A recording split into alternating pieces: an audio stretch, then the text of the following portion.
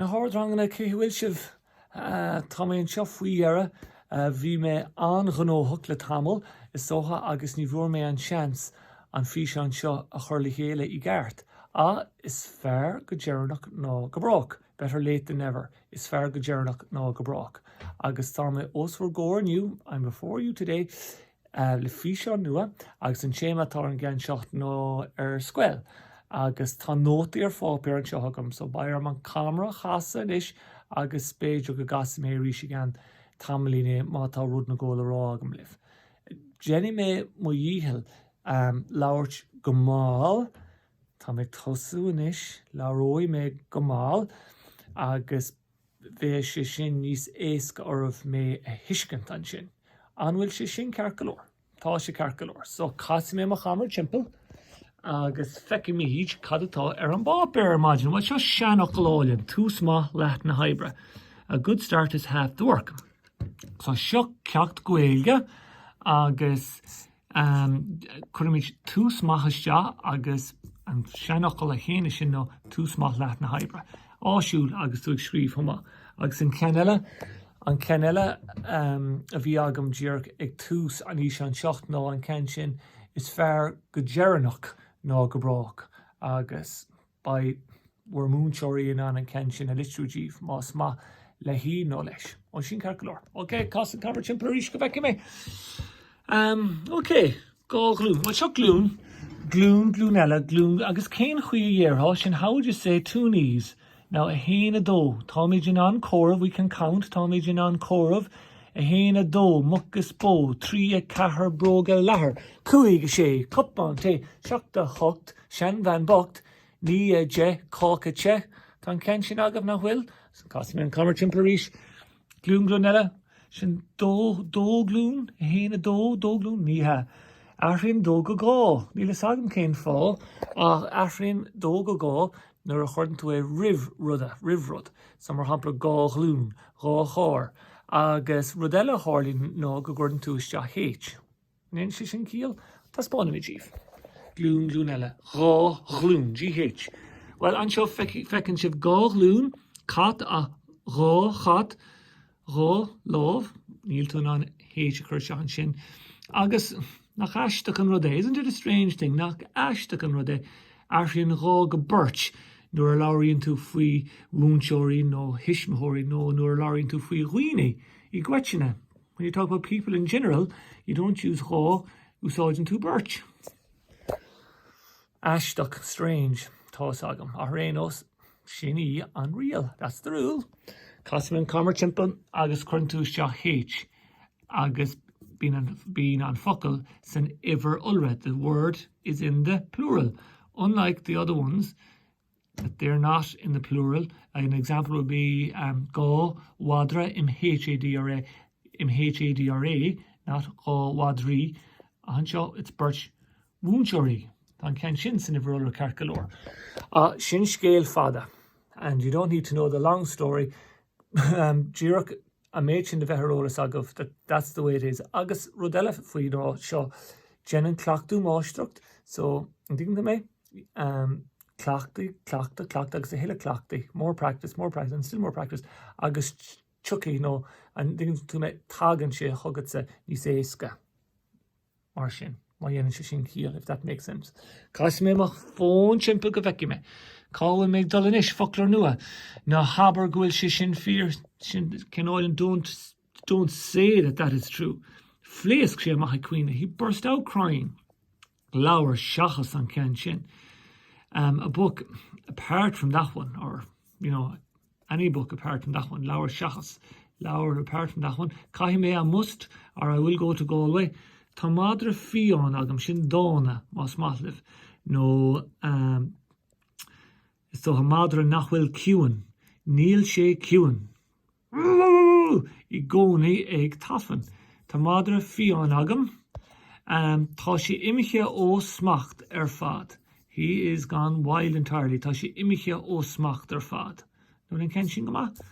Frásaí áisiúil, nó frásaí áisiúla, tá brónar, tá an aideach sin beagnaí mí cheart agam a rénos, tuigeann si bhan bríomh an leis frásaí áisiúla, cad a cheapan tú? What do you think? And you'd start by saying, well, Capam Gaeilge Shin Gama. I think that's good. Capam Gaeilge Shin Gama. Ní Capam with a H. Ní Capam Gaeilge Shin. I don't think that's good. Can it happen too? Tá an sim agami. I'm really interested in tá an sim agami. I sport. Tá an sim agam. Níl agam. I gyol. I music. Oh, tá an sim agam. I mata.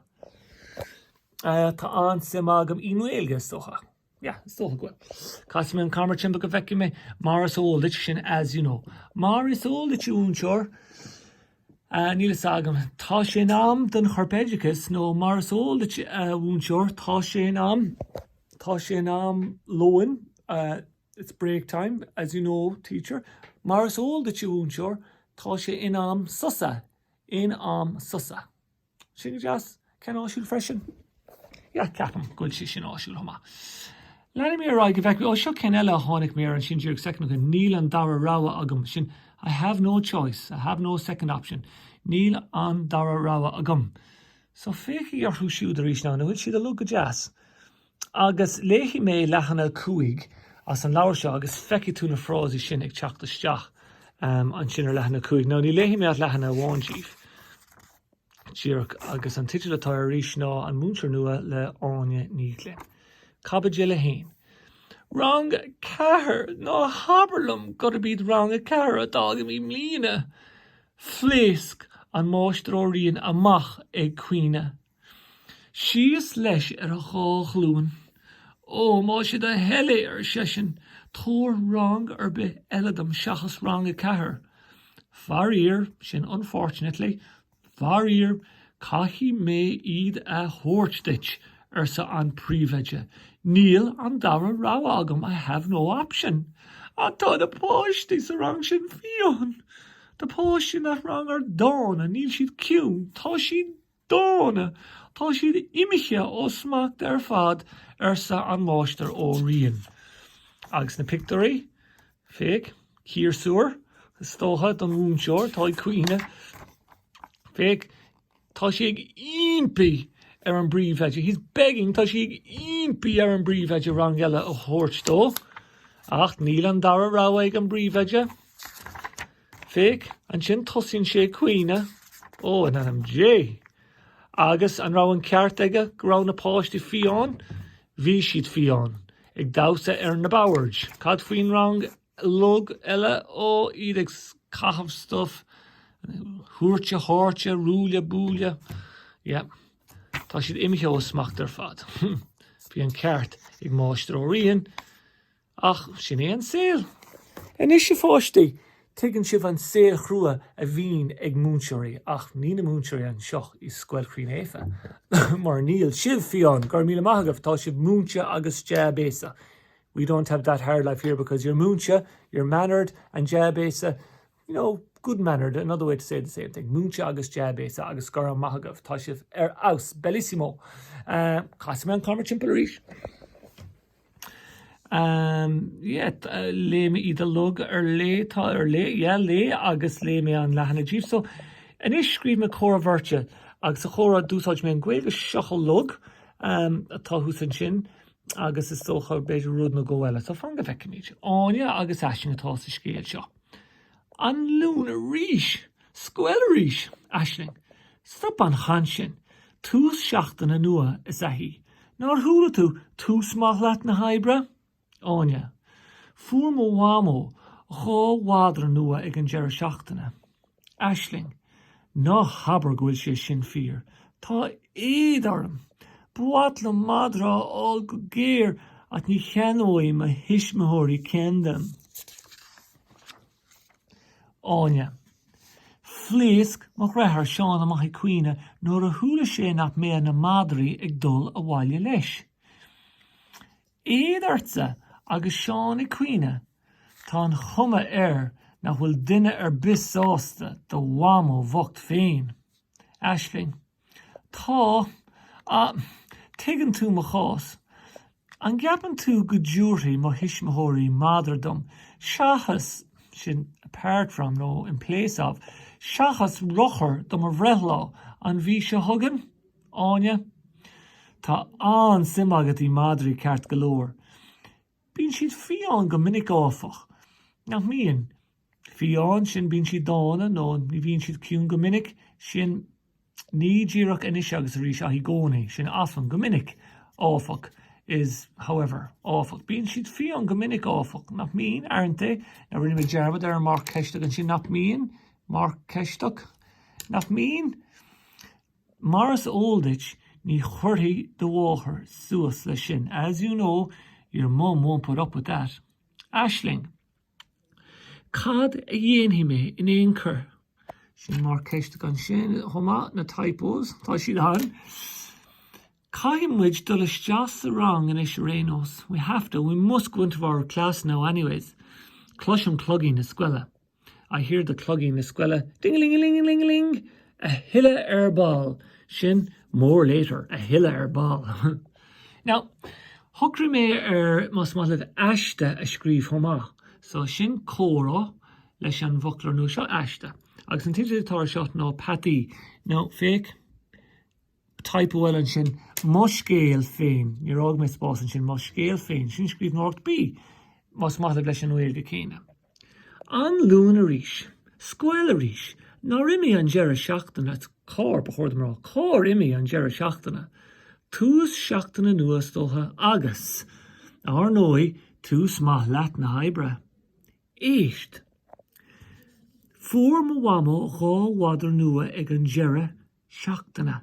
Tá édarm bhhalam madra áil go géir at ní cheanói ma hismithóirí ceandam.